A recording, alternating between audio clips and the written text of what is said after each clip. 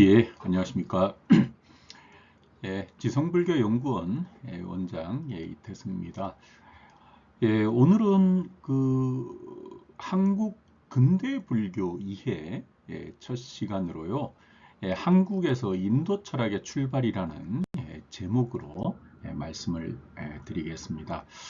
오늘 말씀드리는 내용은 지난 3월 달에 인도 철학 총동문회에서 거행한 중계 특별학술 세미나에서 발표한 내용에 이렇게 근거한다는 것을 미리 말씀을 드립니다. 저도 이때 발표를 했고요. 이때 발표한 내용 중에 여기 요거는 유튜브 동영상에 떠 있는 건데요. 일본과 한국을 이렇게 했는데 그 한국 부분을 오늘 조금 더 그 내용을 보완을 해서 오늘 다시 이렇게 정리해서 강의로 이렇게 만들었습니다. 참고해 주시고요. 한번 기회 되시면 한번 봐주시면 요거는 그날 당일날 세미나를 찍은 것이기 때문에 실물 영상도 나오고 해서 한번 시간 되시는 분은 봐주시면 고맙겠습니다. 그리고 제가 이제 이 한국에서 인도 철학의 이런 어떤 출발과 관련된 이런 내용에서 직접적으로 이제 자료적으로도 그렇고 또 내용적으로 이렇게 실질적으로 이런 게 참 중요하구나 하고 느끼게 된 것은 우리 이민용 이사장님, 한국종교문화연구소의 이민용 이사장님께서 이런 글을 쓰셨어요. 한국에서 인도학 형성의 계기라는 것을 저희 인도 철학 총동문회 소식지 다르마 뒷바에 두 번에 걸쳐서 이렇게 써주셨는데요. 실제 이제 이 내용을 통해서 저도 많이 이렇게 느꼈고 굉장히 인도 철학과가 어떻게 만들어졌는가에 대해서 이렇게 깊이 생각하는 계기를 가졌는데요. 특히 이민용 선생님의 글을 통해서 알게 된 것이 요 김범린 당시 인도 철학과가 설립될 때 당시 동국대 총장이에요. 김범린 총장님이신데 이 김범린 총장님이 실질적으로 아주 절대적인 그런 어떤 역할을 하셨다는 것을 알게 되어서 이 김범린 총장님의 생애를 찾아보는 것으로 많이 찾아봤어요.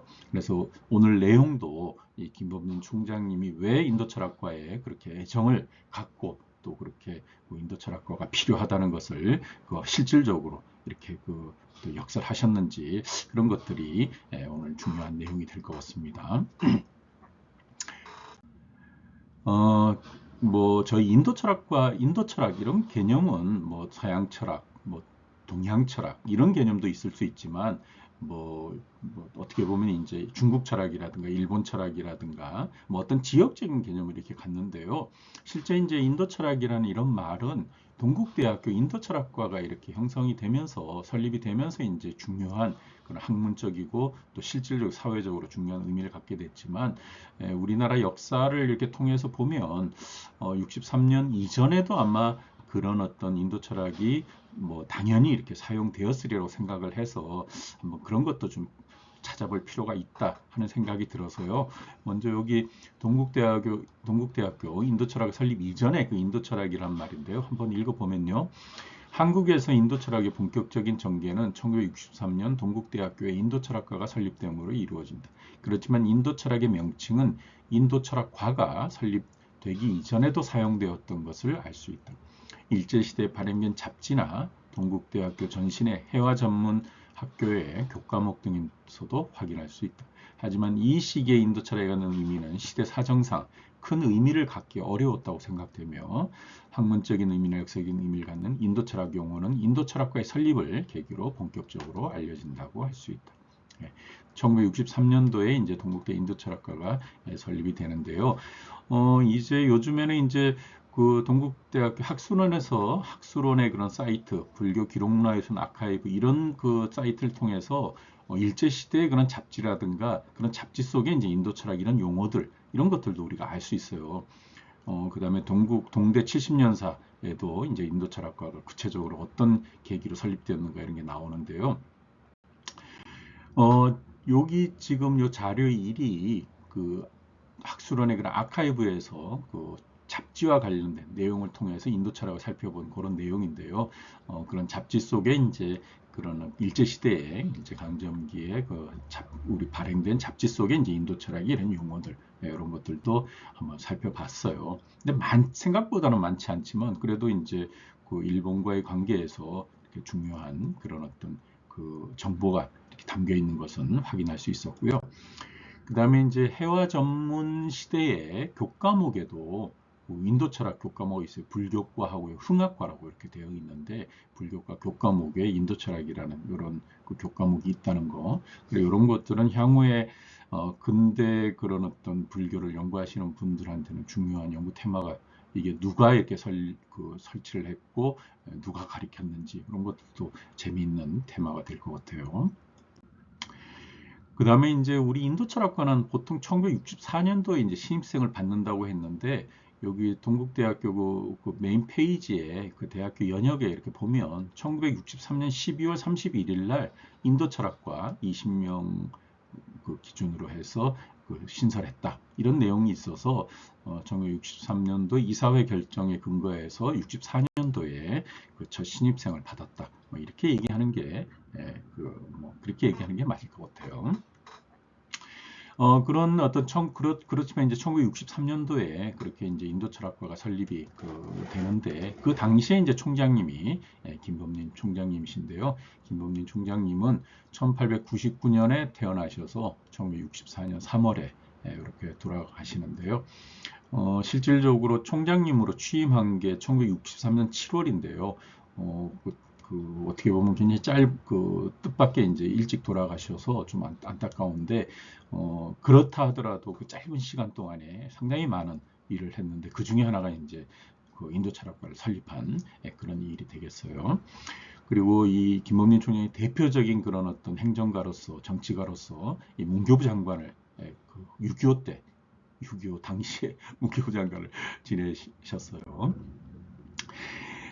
김범진 총장님은 그 일찍부터 그 출가를 하셔가지고 그 스님으로 그 젊은 날 스님으로 이렇게 이제 또 그 활동을 하시고요. 그리고 이제 범어사 불교 전문 강원이라든가 서울의 불교 중앙학림 등을 다니면서 당시 만해 한용운 스님과도 교류를 하고 당시 불교계 많은 인사들과 교류를 하면서 불교계를 위해서 아주 불철주야 애를 쓰셨다고 할 수 있을 것 같아요. 그리고 그 3.1 운동에도 3.1 독립운동에도 많은 관여를 하셨는데 3.1 독립운동 이후에는 그 상해 임시정부로 건너가서 상해 임시정부와 관련해서 그 많은 활동을 또 이렇게 하는데 아마 그런 어떤 활동 속에 향후 어떤 길이 그 대한 독립을 이루는 길인가 하는 그런 고민을 많이 하신 것 같아요.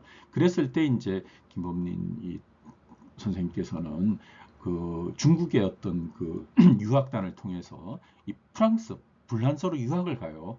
그래서 1920년에서 28년까지 프랑스의 불란서에 머무시면서 공부를 하시는데 파리 대학 철학과에서 공부를 하시고 거기서 이제 불교학도 또 서양 철학도 다양한 철학과 관련된 공부를 하시고 대학원에 또 재학을 하시면서 1928년에 이제 귀국을 하시는데요.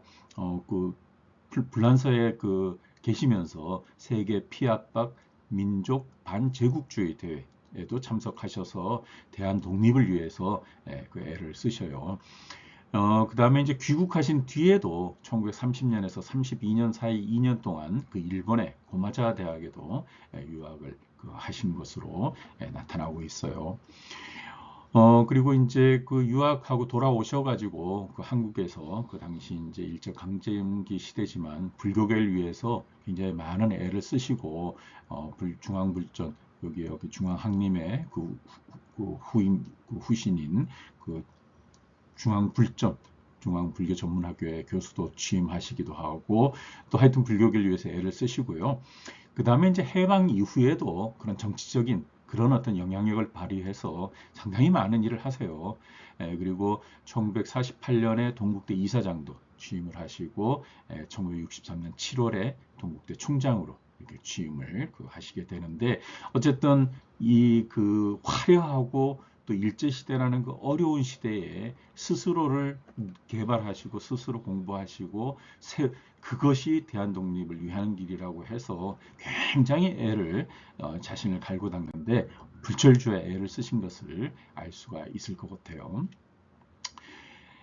앞서 그 김범린 그 총장님에 대한 책, 김승선 선생님의 그 저술로 나온 김범린 선생님 책에 보면 그 많은 그 글을 쓰셨는데 뭐 시대적인 그런 어떤 한계도 있었을 것 같지만 하여튼 지금도 남아 있는 게 많아요. 그래서 불란서의 불교학, 뭐 인도 철학, 뭐 이런 강의도 하시고 유식 20논의 연구라는 이런 어떤 그 불교 문헌도 그 발표하시고 하는데 어떻게 보면 이제 시대적인 그런 한계가 있어서 아마 이 정도의 글밖에 우리가 알 수 없을 것 같은데 아마 시대가 조금 더 좋은 시대였다면 엄청 많은 그런 연구서와 또 개인적인 그런 글들이 나왔으리라고 생각하는데요.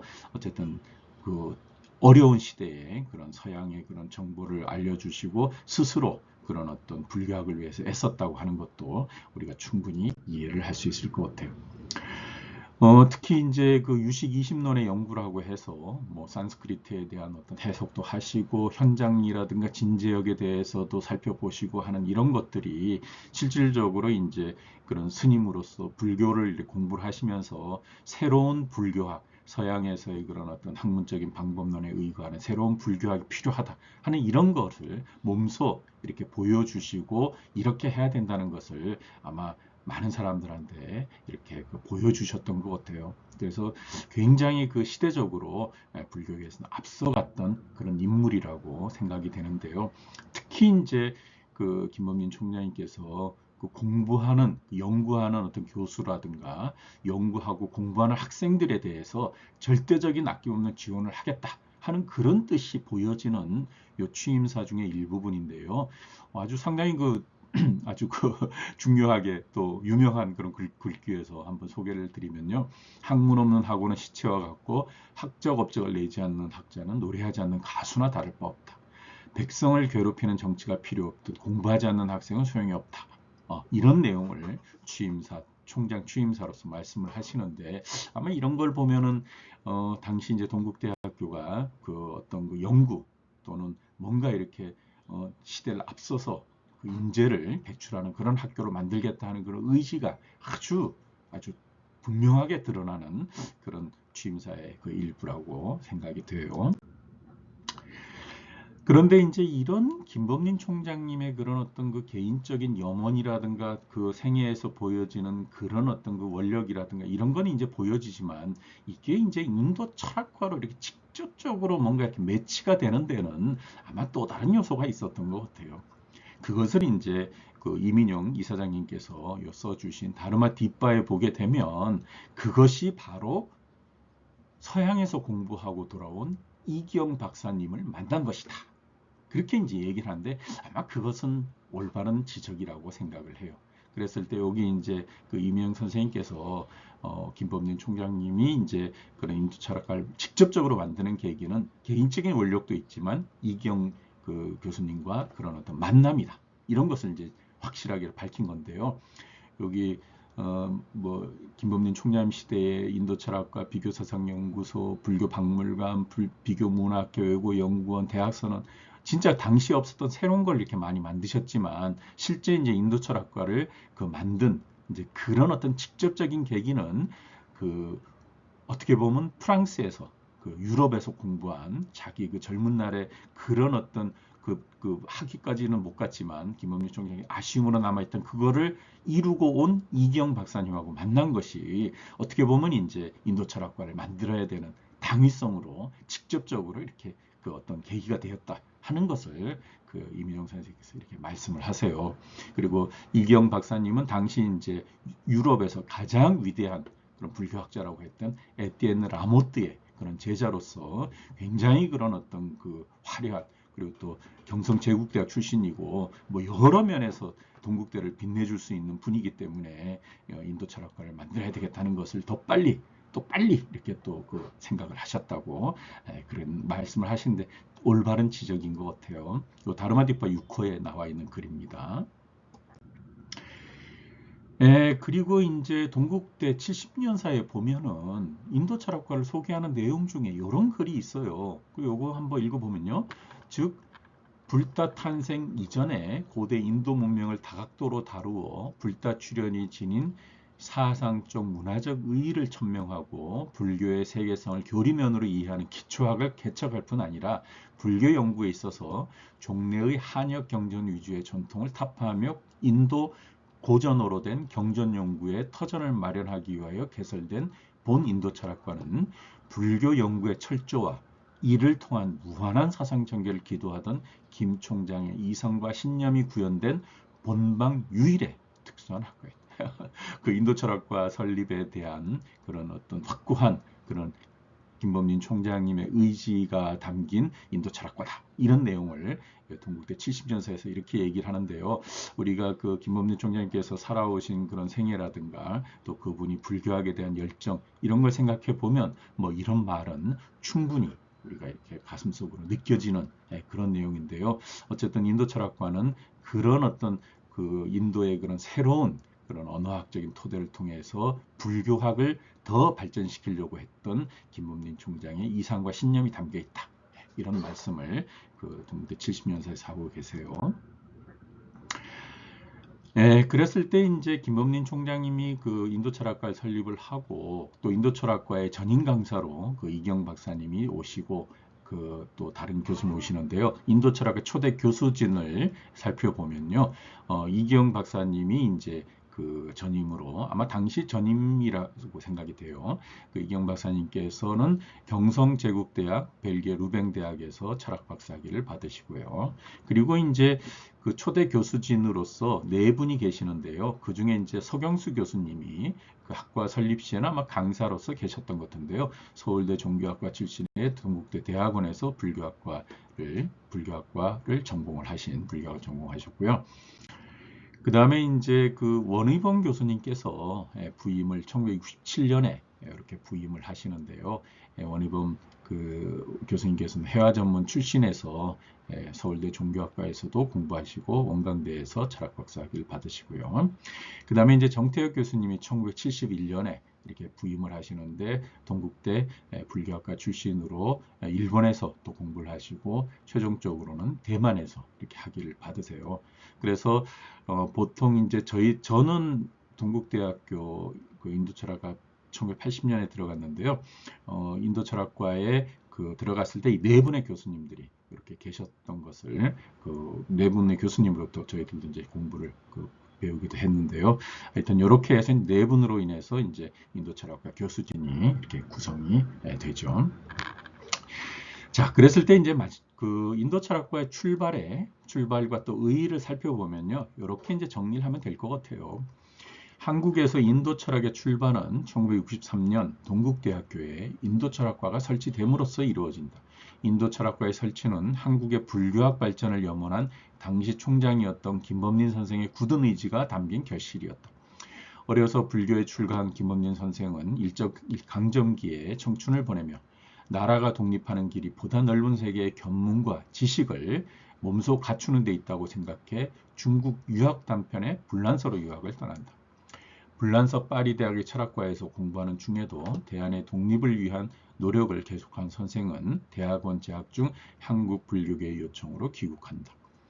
귀국 후 중앙학림의 교수직에 임하는 한편 불교계의 중흥을 위해 불철주야 노력하였다. 해방 후 문교부 장관과 국회의원 등을 역임한 선생은 1963년 7월 동국대학교 총장에 취임하고 불란서 루뱅대학에서 박사 학위를 받고 귀국한 이기영 선생과의 조우를 인도철학과의 설치로 환영한다. 한국에서 인도철학과는 산스크리트 문헌을 활용하는 서구의 학문적 방식을 동양의 전통 불교학에 접목시켜 불교학의 새로운 이해를 통한 불교의 발전을 염원한 김범린 총장의 굳은 의지가 결연히 드러난 새로운 학문적 모체의 출발이었다고 할 수 있다. 네, 이렇게 그 정리를 하면 되지 않을까 싶습니다. 오늘은 그 한국의 그 인도 철학의 출발이라는 그런 제목으로 강의를 했는데요. 저로서는 상당히 좀 단계무량한 그런 그 강의라고 말씀이라고 오늘 시간이었다고 생각을 합니다. 들어주신 분들 감사드리고요. 인도 철학, 한국에서 인도 철학은 이렇게 출발했지만 현재 이제 동국대학교 안에는 인도 철학이 이제 대학원에 이렇게 있어요. 학부에서는 뭐 조금 여러 사정상 이제 그 학부에서는 학부가 없어지는 그런 상황이었고요. 그렇지만 이제 실제 이제 인도 철학과의 이런 어떤 설립의 이런 의의는 굉장히 중요하고 또 불교학의 발전을 다양한 서양의 그런 학문적인 방법뿐만 아니라 앞서간 선진 그런 어떤 방법론을 불교학에 응용해서 불교학의 발전을 염원했던 그런 김범린 총장님의 그런 염원이 담긴 그런 어떤 그 뜻으로 학부가 출발되었다는 것을 뭐 저도 오늘 많이 배웠지만 그런 뜻을 아시면 좋을 것 같습니다. 한국에서 인도 철학이 출발한 것에 대해서 조금이라도 좀 도움이 되었다면 뭐 하여튼 오늘 의의로 삼고요. 오늘 강의는 이것으로 마치도록 하겠습니다. 경청해 주신 분들 감사드립니다. 고맙습니다.